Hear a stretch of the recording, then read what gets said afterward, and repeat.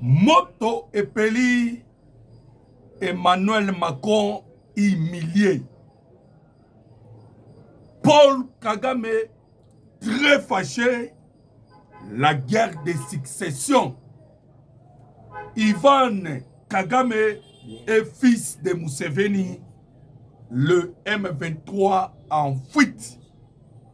Moto epeli entre la population de Goma et ba M23 nini zali kolekana. Mbote na bino ba papa, mbote ba mama, mbote na bandeko ba Congolais nyonso de partout. Bino ba ebozali kolanda biso en ce moment. Bandeko ba Congolais awa tozana esengo koya kobeta elongo na bino d'actualité, d'information et surtout des analyses. Yamakambo etali la République démocratique du Congo, mboka na bino, mboka na biso. Bandeko ba Congolais, kaka ndenge boyebi, soki bomoni biso, c'est-à-dire toyena ba information du jour. Toyeli bino la situation ya mboka Congo. Mboka euti wapi, toza pe wapi, tozo kende wapi. Na système ya buka lelo, lamba lelo, lia lelo. Tozo kende, tozo beta masolo. Bandeko ba Congolais, tozo beta lisolo ya moto o ezali ya kopela. Ba moto epeli mibale. Moto epeli na est ya République démocratique du Congo. Wana to koloba na Goma entre le M23 na bandeko na biso ya Goma. Moto mususu epeli bandeko ba Congolais, c'est entre Emmanuel Macron et Paul Kagame. Tozo beta masolo, bokoyeba bosenga ya Macron ezali nini epai ya Kagame. Oyo et enflammé la colère de Paul Kagame tozo solo nango awa nakati ya émission. Tokobeta lisolo ya la guerre de succession. Wapi au sein du mouvement, au sein ya régime ya Paul Kagame qui va succéder à Paul Kagame parce qu'il y a toujours terminé sur le bandeko. Les services secrets ba pesi biso ba information. Na lobi bien ba service secret. Boyebi déjà que bandeko ba Congolais. Boyebi déjà que la République démocratique du Congo collabore déjà avec les CIA américains. Alors, Joseph Sabino, Réunion Kotaki. Réunion Kotaki, Oyo Kagame ya Kotisi. Ndenge momonaka, Hippolyte Kanambe, tango komaki na suka na ye, a Kotisaki pe Réunion. Wapi, avec Koluka successeur. Kagame a Kotisi Réunion, bandeko ba Congolais, Hippolyte Kanambe na kati ya Réunion. Hippolyte Kanambe na kati ya Réunion, Makenga na kati ya Réunion, Mwana Museveni na Réunion, Yemoko Kagame na kati ya Réunion. Lisolo zanini tozobeta lisolo longo awa na kati ya émission. Bonne nouvelle pour la République démocratique du Congo. Bandeko ba Congolais, Israël, États-Unis d'Amérique, Royaume-Uni, Russie, bandeko ba Congolais, ba surprendre République démocratique du Congo. Ba France, ba tikali makale kale. Ba e moi ba sala autrement ezate. Voilà pourquoi tozo beta masolo bokoyeba la décision ya Russie, Royaume-Uni, États-Unis d'Amérique. Ezanini. Oh, et ça dit que la France et la Belgique isolées et à la choité. La politique, bande congolais, c'est les rapports de force. Alors, bravo à maman Thérèse Kaikwamba, toujours bien tapé les solos, bande congolais, qui a surpris la communauté internationale. L'obito Sakibino. Maman Thérèse Kaikwamba, Salaki, 19 entretiens. Il y a haut niveau. On oublie bien 19 entretiens il y a haut niveau. Alors, tant que Maman Thérèse Kaikwamba a ici le 19 entretien à haut niveau, on a un conseil de sécurité, Mbalamo quoi qu'il coûte en Israël, bande de Congolais, Masole Betamina Israël, il y a eu des décisions aux Oamaki. Toujours Betapel Solo Bokoyeba, ba décision aux Oamaki Nini entre Maman Thérèse Kaikwamba na Baï Israël. Bandeko, bonne nouvelle Moussoussou. Voilà pourquoi bon mon kingai na kine sengo tozo beta. Le numéro 1, il y a mouvement Mobondo. Aux arrêts. Accompagné na cette garde de corps à tozo loba. Koudi pour na Mobondo. Bandeko ba Congolais, il n'y a que de bonnes nouvelles aux arrêts kokwea na République démocratique du Congo et puis tokobeta lisolo ya situation ya Kavoum en ce moment. Alors, to aimer émission, to commenter, to partager. To aimer émission, to commenter, to partager pour la protection à la voilà, tala bandeko déjà, bazui déjà ba souple et bien là ba Congolais déjà, baza déjà ko aimer. Merci. Pour na ba bo sani bino pe bolanda mbangu na ba j'aime na bino parce que boyebi déjà que lorsque biso toye awa tokobeta kama solo Congo bandeko e bandeliti suka tokobeta solo mama Congo tobani nanu bandeko na situation à Goma en ce moment parce que boza ebele bozo luka boyeba qu'est-ce qui se passe à Goma en ce moment. D'abord ba MF to ba kotsaki réunion na réunion oyo ba kotsaki ba bengaki ba chef coutumier parce que awa to linga to présenter bino ba vidéo ya Goma bozo mona ngo ki mona meso awa ka sikoyo ba bengaki banani ba M23 ba bengaki voilà ba bengaki ba chef coutumier ba bengi ba chef du quartier bango moko baye balobi il faut qu'on organise maman na marche ba ebisi ba Goma bo vana na bandako bobi maté jusqu'à ce que marche kosalama après ne bobima marche ba organiser l'objectif ezanine ba kende ti na siège ya ONU o ezalaka na Goma bande ko ba Congolais mpiaka na lobi bien mpiaka bota la vidéo na ebite so bokomona bien vidéo yango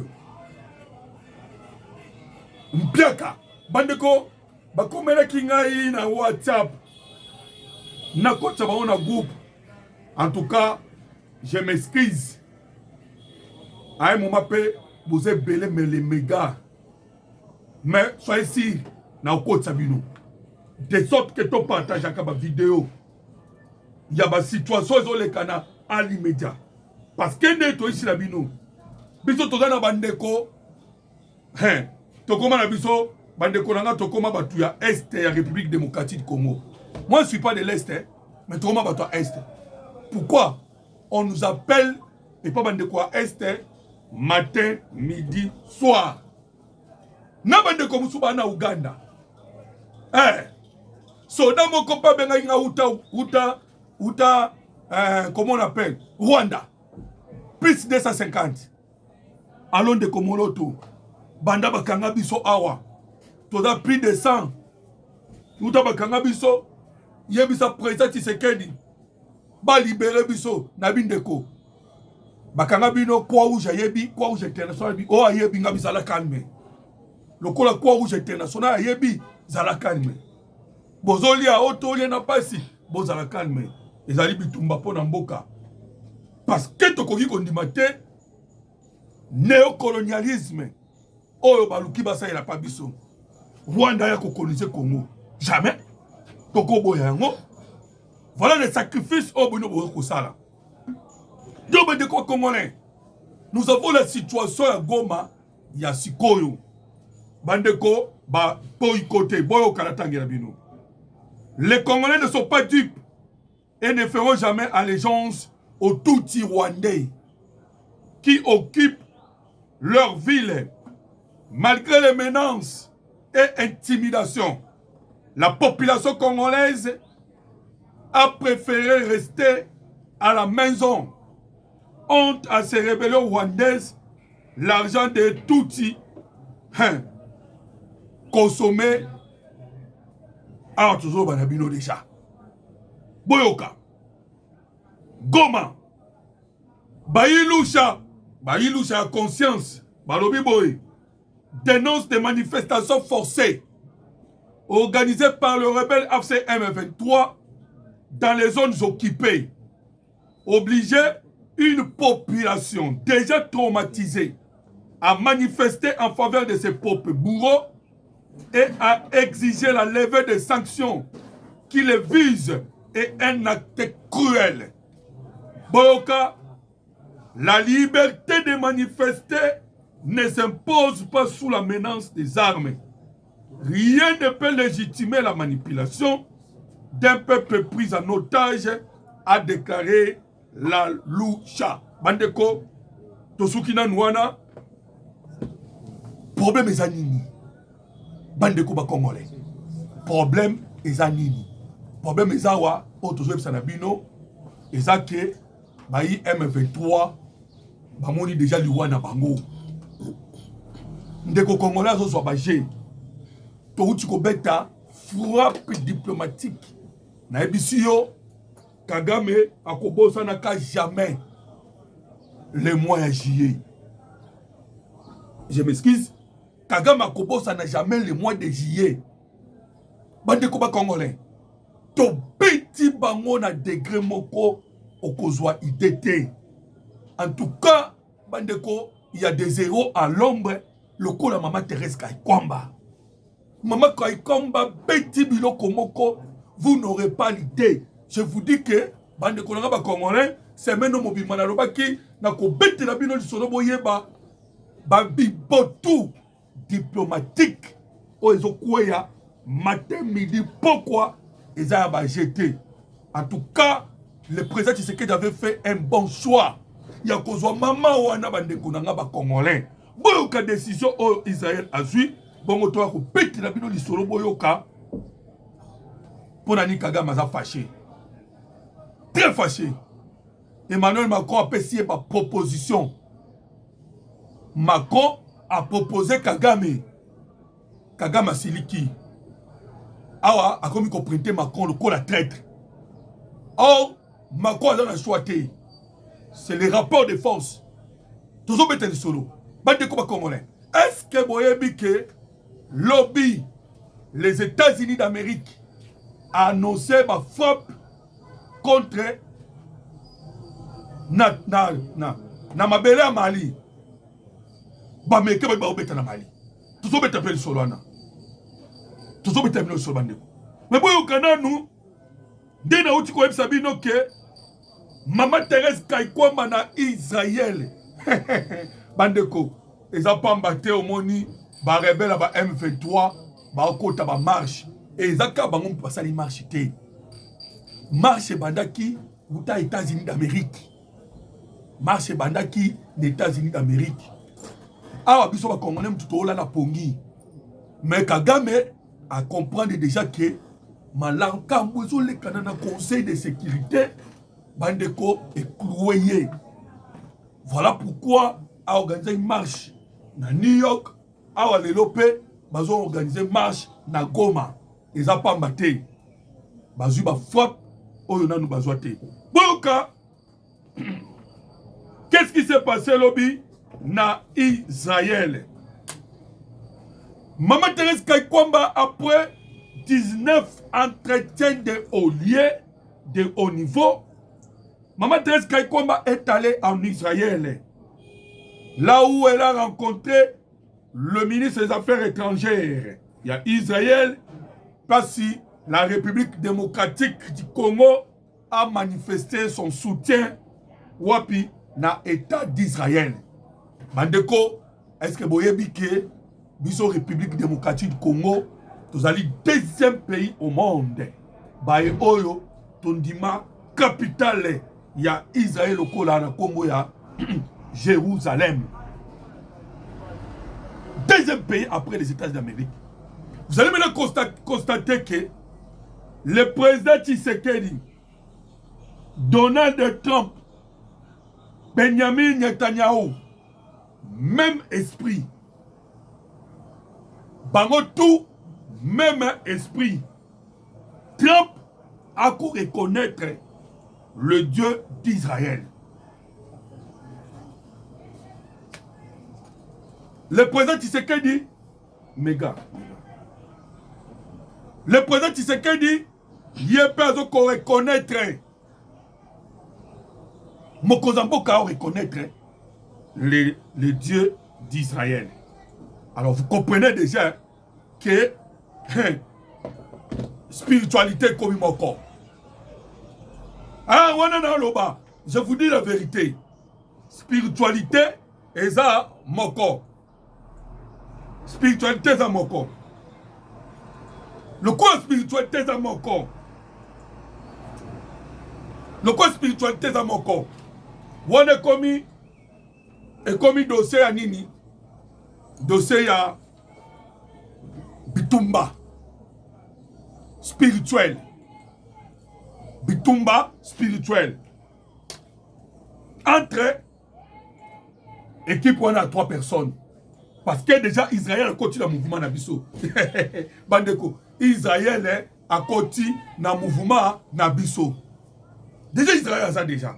Donc, Bandeko, Boyoka, Makambolekani, chez Mama Thérèse Kai Kwamba Wanyen en Israël.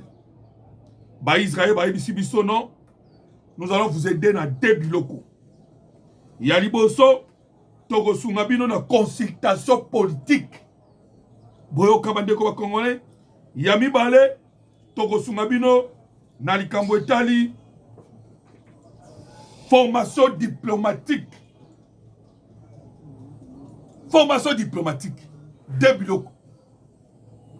Et de signer des accords bilatéraux entre Israël et je m'excuse, et la République démocratique du Congo. Bandeko, je vous dis que Bitumba Oyo gagné déjà dans la diplomatie.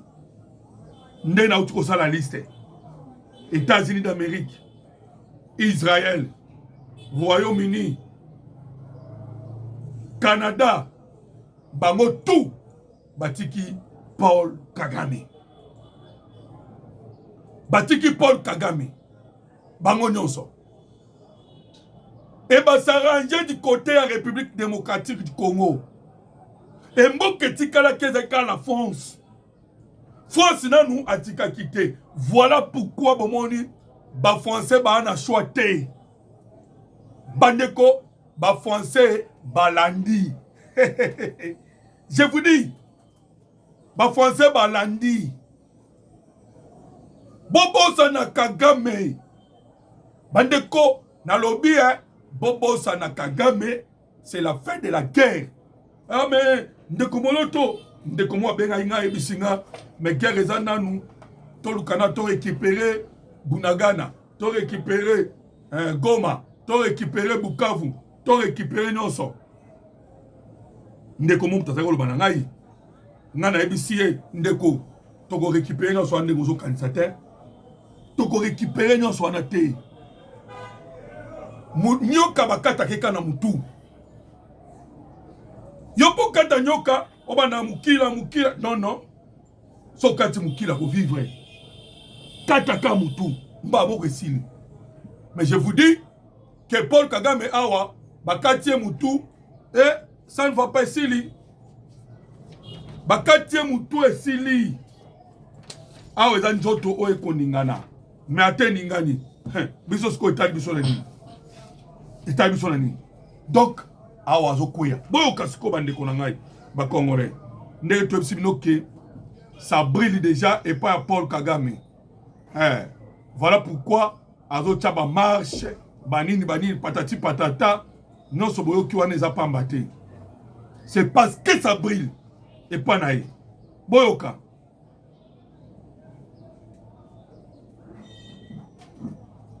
To aimé mission to commenter, to partager.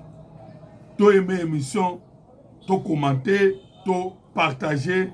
Bandeko, to beta masolo ya mboka Congo, mboka na bino, mboka na biso. Je vous dis que, nena uchiko sabino, Maman Thérèse Kaikwamba, na deuxième jour na ye. Awawa, na niveau wapi, na Israël. Et elle revient.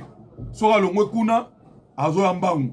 Et tu sais que, en même temps que Maman Thérèse Kaikwamba, azali na niveau ya Israël, bisope kotoyo, le président Tshisekedi, accueilli Katanga Mobimba.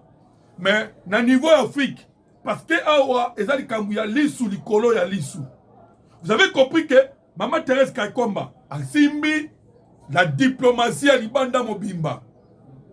Et au Zongi, en Afrique, au Koutani, on a Floribert Anzuluni.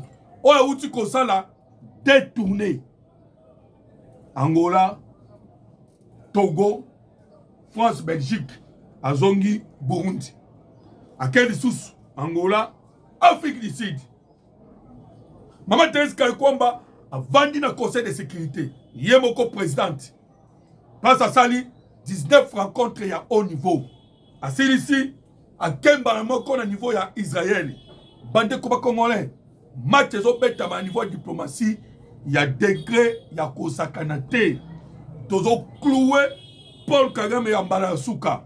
Mais attention, en même temps, tozo cloué Paul Kagame na sa République, l'issue de l'issue. Boyoka. Les Wazalendo détournent et détruisent un drone rwandais. Ezawa. N'habitez sur mon vidéo bien. Drone rwandais. Monté dans Ezawa. Tu sais que nous avons réussi. Il y a qu'à faire reculer Emmanuel Macron Pambate. Ba wazalendo ba beti drone. Drone pekwe. N'habitez sur l'image. Mon ami bien. Soyez mon ami bien que vous allez toujours comprendre. Voilà. Boka sikoyo. Wazalendo wazolo banini. Image zaliawa. Boko contacter biso to kobeta lisolo. Les Wazalendo détournent et détruisent un drone rwandais. Nos jeunes apprennent à maîtriser les drones d'attaque et de surveillance. Bientôt, c'est eux qui enverront des drones. Ici, c'est Guidala en direction de Kamanyola. Boka sikoyo. Nini lekani na niveau ya conseil de sécurité. Nini lekani. Bande koba Congolais. Boka makambo lekani. Maman Thérèse Kaikwamba a même qui va donner ba document. Il y a ba drone autodétruire na SARDC. Awa Rwanda a commis ko banga. Rwanda zo banga na dégâts usakana te parce que soka beti drone to détruire drone wana mbala moko tozo zwa ba information ba élément sur le drone et ko coûter cher na muta pesa ki Rwanda. Bokisko ne guerre commis. Ndeba wazalendo bakangi boy.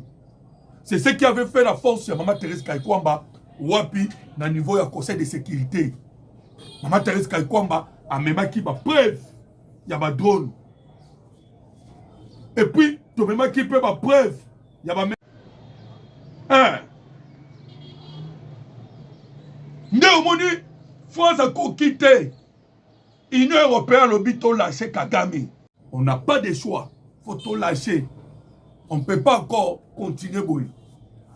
Baebisi Paul Kagame, Luka Dauphin. Kende na yo, Luka Dauphin. Luka Mutu Oyo, a koki ko remplacer yo. Parce que, biso mo eto continuer nos actes. Vie. Bandeko, boebi ndenge bakoma mukanda non. Ne bakoma mukanda. Paul Kagame, vie ceci, vie.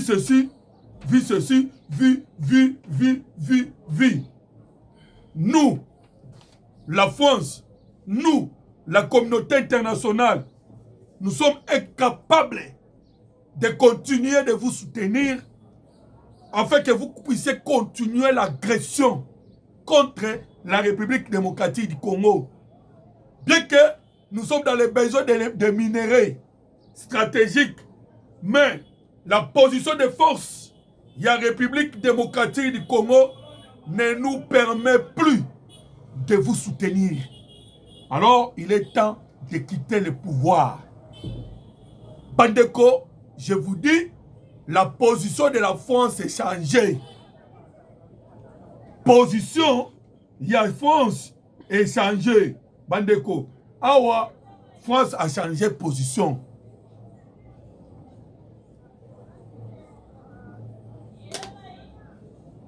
Baïbis Kagame, ça la choix. Joie à moi, non, Ivan, pèse sa pouvoir. Bandeko, l'homme n'a pas été qui nous solo. N'a pas qui nous qui même moi aussi, il y a Paul Kagame, des documents secrets de Bimaki. Ah, américain, bazali déjà ko humilier Kagame. Hein? Américain va humilier Kagame. Ba documents secrets de Bimaki. Nakata ba document là, ba lo bandenge Jeannette Kagame akende koluka bandaku bandeko par-ci par-là ba immobilier et permettre yé à ça la auto benginini tout la mosi ya zaza. Akima. Pourquoi Akima? Bandeko ba Congolais, makile tangi mingi. Makila etangi mingi alingi suma kamwa makila te.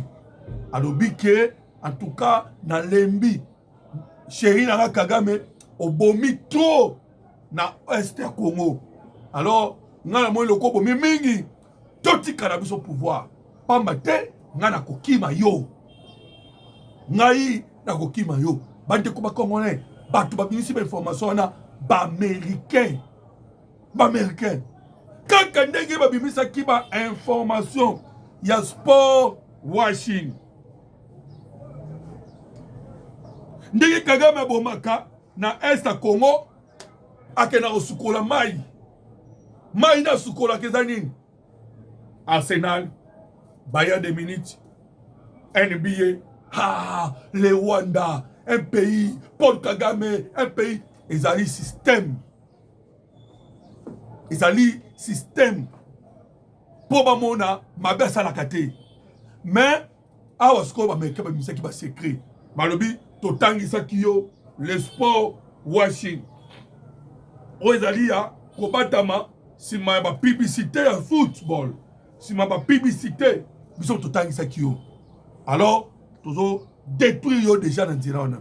Nous avons bloqué kuna na NBA, au moins Arsenal, à Boakissier, Bayern de Munich, à Boakissier, à Tigara français, Paris Saint-Germain. Kagame est en difficulté. Non, c'est Zarane Bandeli, ils appellent un souka. Tout ça, c'est le Bandeli Congolais. Il doit maintenant céder le pouvoir. Pour les Américains, déjà, le lobby, transition sans Kagame. Là, déjà, ils ont décidé. Dans le niveau des États-Unis d'Amérique, la décision de Koyaki. Transition sans Paul Kagame. Bandeko. Bon, moi, je vais m'américain basali. Baméricain basali, j'ai moko, yako sakanate. Bazinan RDC. Bapesi biso vice-présidence dans l'Assemblée générale des Nations Unies. Babengi RDC. Bapesi biso poste. Wapi na conseil ya droit de l'homme. Bazui RDC. Bapesi biso sous poste na conseil de sécurité. Bazui sous RDC. Bapesi biso poste na Union africaine lokola na conseil de paix et de sécurité. Bapesa biso ba carte. Ba américain. Nandenga sima. Zokato. Tchana mesa. Zokato. Tchana mesa. Zokato. Na ba carte tout aux utos. Lingi skoyo. Mais c'est Paul Kagame. To lingi yeskoyo. Bande ko ba Congolais.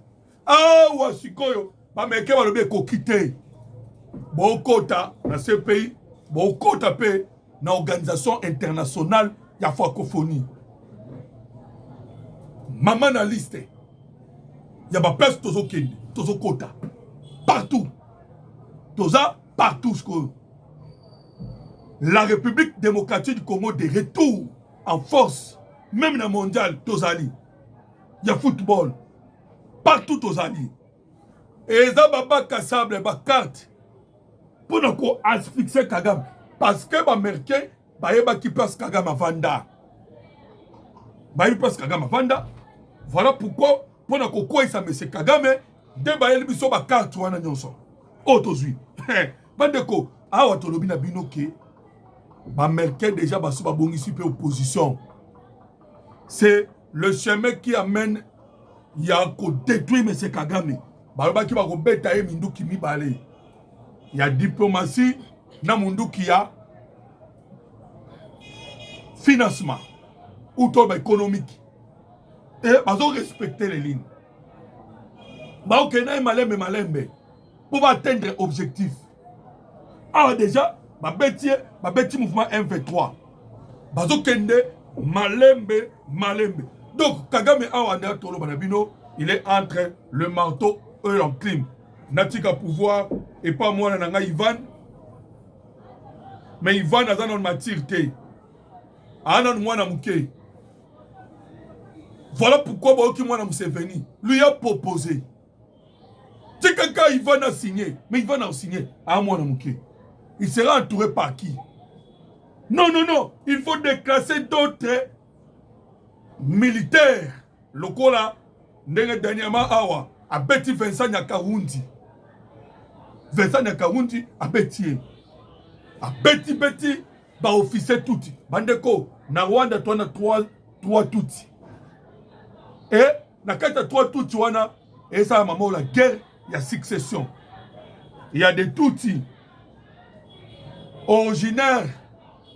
Il y a Ouganda, il y a des touti rwandais, au Bazaki na Rwanda, il y a des touti, il y a Burundi, Bajanet, moi sinaï. Touti Baouti Burundi.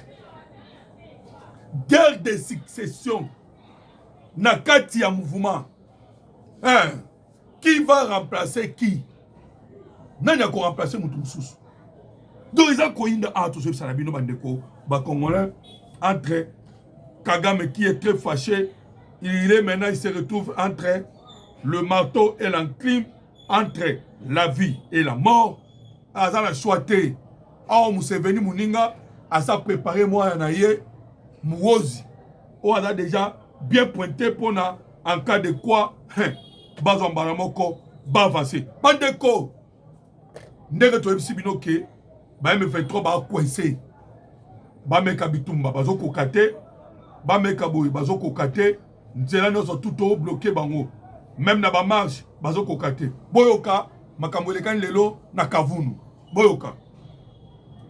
Ça tire à Kavoum. On ignore encore l'origine de ces tirs.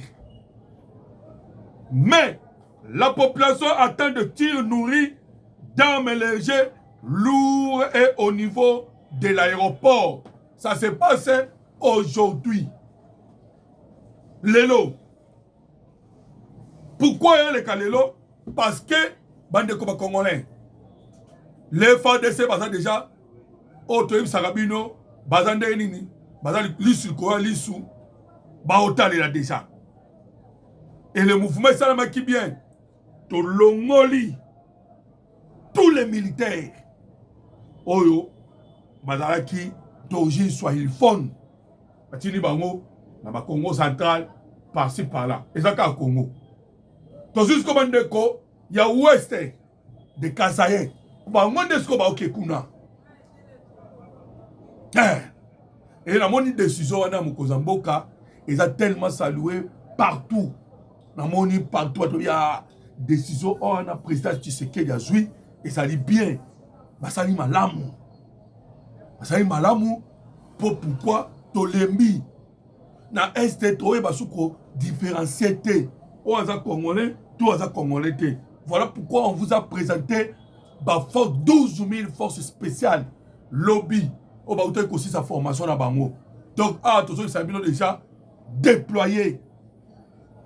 L'objectif faisant nini, rétablir l'autorité de l'État dans la zone où on a nyonso. Ndeboyoka ki, maître Jackman Chaban, Alors dit qu'on ça déjà forum dans le Cambodge, le rétablissement total de l'autorité de l'État dans la zone où les M23 bazali. Ils n'ont pas battu. Parce que tu déjà, Kagame a organisé déjà le transplantation. Kagame a organisé des équipes Batu pe Batu Baya déjà wana. Au Kagame a joué. L'objectif faisant nini, ils ont que les loto lobby parce que le document est au bima. Ba lobby bien que na kata document na lobby Kagame a préparé que soit qui guerre au côté, bah ça là même après 10 ans. Et pour le faire, Nyamalia ka lidesu azana katia lidesu to masangu na katia masangu. Et voilà pourquoi a kota batuti. Mais lorsque toko ça là le rétablissement de l'autorité de l'État, toko landela nyonso wana. Bande ko congolais boyoka ba français. Ba français ba biboye. La France salue l'annonce par le président Tshisekedi de l'organisation d'un dialogue national inclusif. En concertation avec le représentant de principales communautés religieuses, avec le soutien des partenaires régionaux, la tenue effective de ce dialogue contribuera à restaurer la concorde nationale dans le plein respect de la souveraineté de la République démocratique du Congo. Wana ba français mutubazo saluer.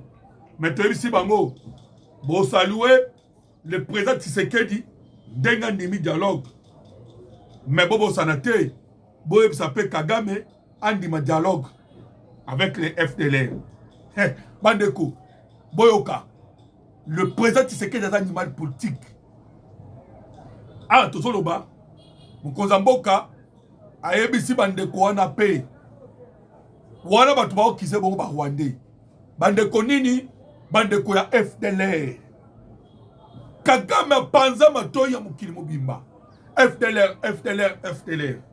Maintenant ba FDLR ba s'organiser. Ba komi mukanda.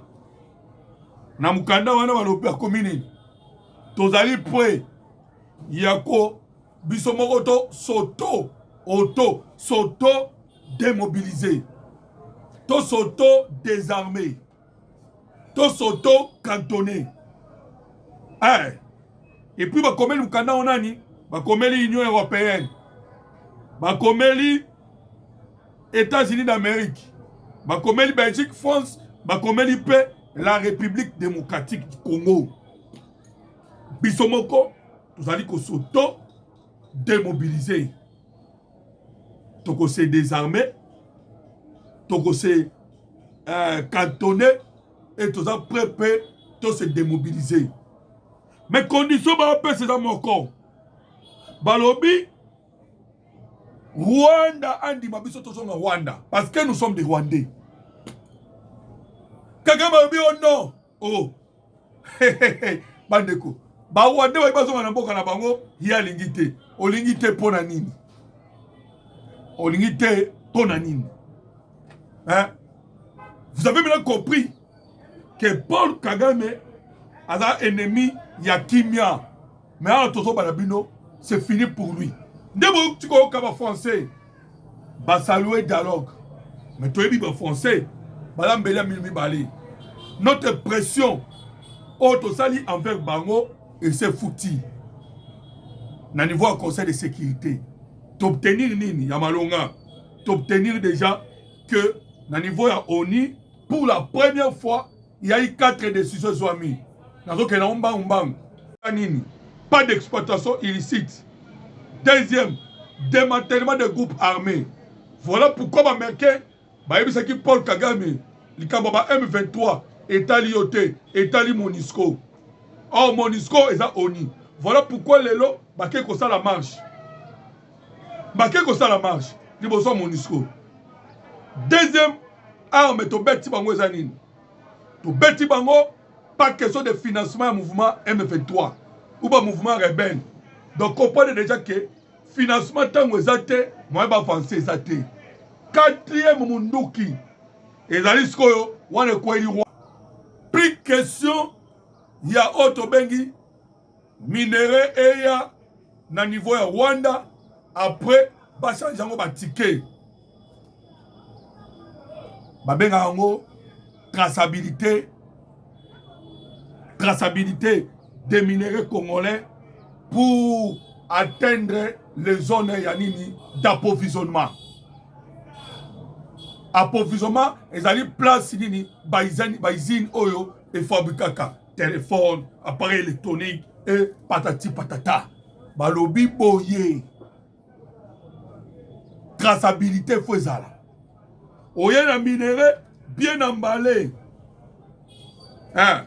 Bien emballé. Oye nango bien emballé. Okomi Rwanda. Bakolandela. Yo Rwanda est-ce que ça a content? Et décision ils ont mis déjà dans ONU. Ils ont mis déjà. Donc c'est fini pour Nakagame. Pour la bande de Baondi Mate, tout ça nous tombe midi pourquoi que c'est fini. Alors, Boyoka Bamobondo bazu kudir. Et ça bino ne bande émission, Bamobondo bazu kudir. Kudir bazu zanini bakangi odon. Na 7 cas de corps. Odon azanani. Odon yewanande mukonzi ya Bamobondo. A tozolo banabino bache maboko. Makangi ye. Donc c'est fini pour lui. C'est fini. Awa tozolo babandeko. République démocratique du Congo tokomi na renseignement le Colo. Bravo na CNS. Bravo na bandeko ya ANER. Bravo na Demiap. Bravo. Musala esa makitoko. Tande balokotier. Balokotier facilement. C'est pour vous dire que République démocratique du Congo ezali ya sika awa tozo banabino makambo ezali yako changer complètement. Bandeko ezala la communauté internationale, ezala Kagame, balinga te, bandeko ba congolais, balinga te, la paix ezozonga na République démocratique du Congo. Je pense que na tungisi binote na likambo etali to aimer émission, to commenter, to partager. Voilà aussi cette émission. Ceux qui ont aimé quitter, aimé l'émission, ceux qui ont partagé quitter, partager, ceux qui ont commenté. Na ba commenter to loba kikaka, mikolo no so, to zolo bana, bravo, Maman Thérèse Kaikwamba, wanye. Comme même ceux qui ont commenté, bravo Maman Thérèse Kaikwamba, wanye. Na likambo etali, des vidéos et des photos. Bon s'inquiéter. Bon rejoindre l'émission dans le groupe WhatsApp. C'est plus de 143 89 40 330 80. Plus de 143 89 40 330 80. Que Dieu vous bénisse.